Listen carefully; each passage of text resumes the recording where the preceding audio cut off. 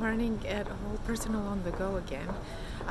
You know what? I was thinking right now on my way that I had a couple of topics that I wanted to talk about, and then I saw this. Avoid, FORO, fear of running out, for those of you who didn't know what that meant. And it got me worried because we talk about fear all the time. Fear, FOMO, FORO, fear of speaking, fear of being vulnerable, fear of doing so many things. And fear is all around us. This is why I'm saying no. You know what?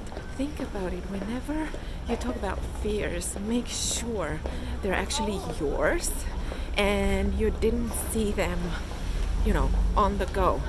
Because most of the fears, or many of the fears that we have, are very much induced. And you know what? On top of our own fears, that's a lot of fear to deal with. Too much fear to deal with. So before you talk about fears, just make sure they're yours.